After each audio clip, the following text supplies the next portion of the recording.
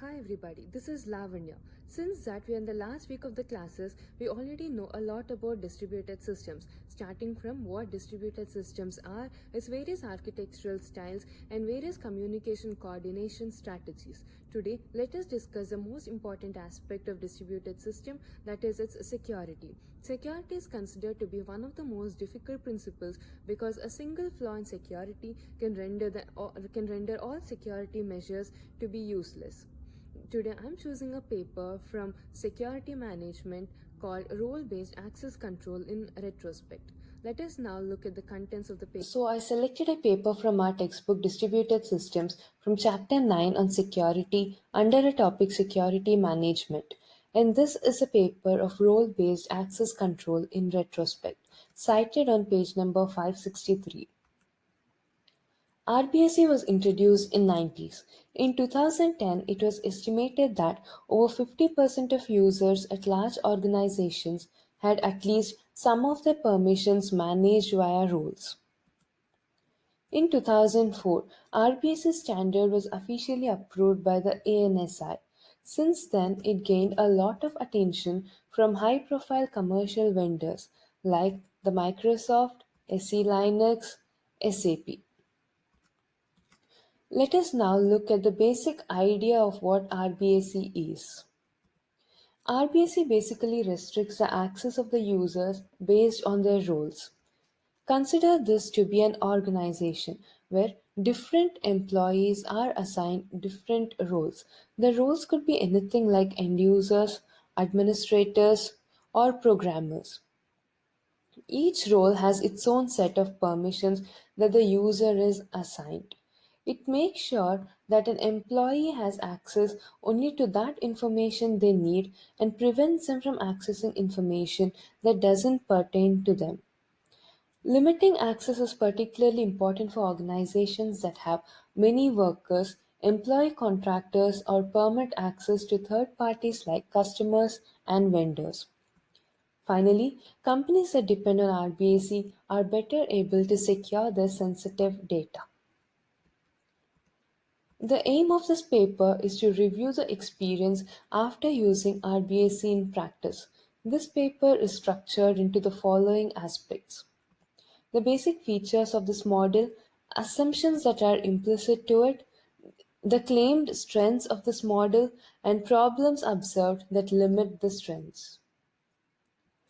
Let us first look at the RBAC life cycle. This is basically divided into three phases.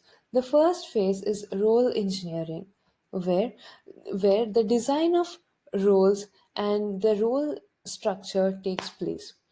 The second phase is implementation, where the policies specific to the users are set and the roles are assigned to the users and the permissions to roles.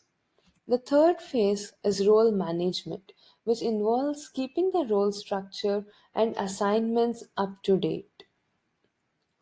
Let us look at the RBAC features. The RBAC features are divided into three parts. Those are the core features, review functions, and hierarchical features. There are five features under core RBAC.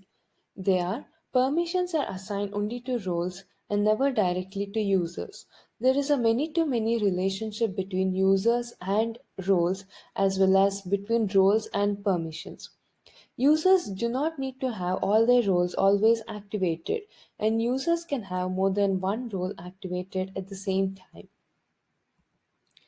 Review functions says that it is possible to have an overview of all users assigned to a specific role and also an overview of all roles assigned to a specific user. Finally, according to the hierarchical feature, roles can be organized in hierarchies, allowing inheritance of permissions. Let us now look at the strengths of RBAC. The first strength is its efficient role management. Consider several rearrangements that have to be made between the user's roles and permissions. Like, for example, we want user 2 to be removed from the finance role and user 1 to be assigned to it. And we also want to give extra email access permissions to the finance role. In such cases, using RBAC reduces a lot of time and effort. Second strength is RBAC ensures that each user has the right permissions to do their job. No user is provided with less permissions or more permissions than required.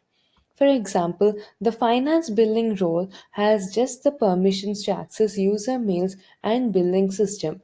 Similarly, finance paying role has permissions to access the payment system and user emails. RBSC also facilitates auditing.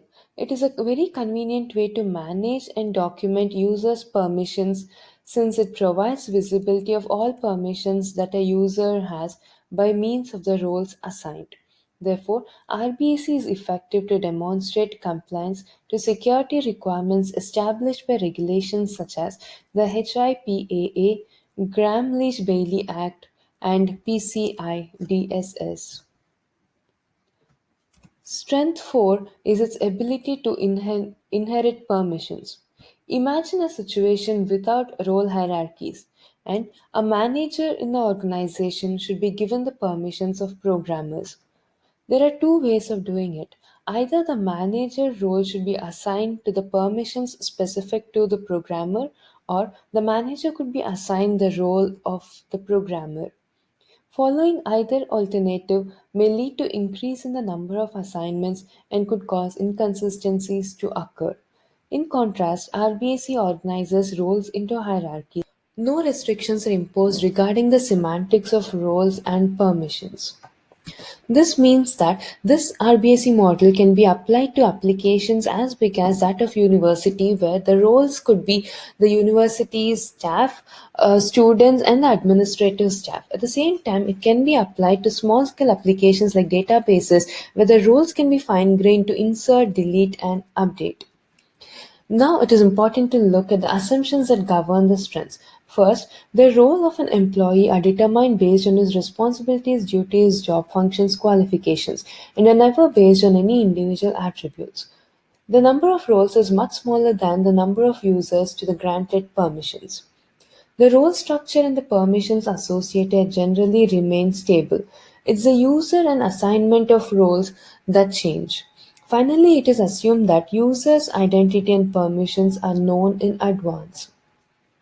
Now, the last topic of the paper, problems associated with RBAC. Role explosion is a problem when the user attributes gives rise to new roles such that each role has very few people in it. Unexpected side effects of role hierarchy occurs when there is no understanding in the inheritance of permissions. Interoperability issues are when there is lack of agreement about the meaning of roles within an organization. Problem 4 is because of the rigidity in dynamics, business dynamics where each user role and role permissions change frequently and new permissions emerge dynamically. So that was a brief idea of the paper. Thank you.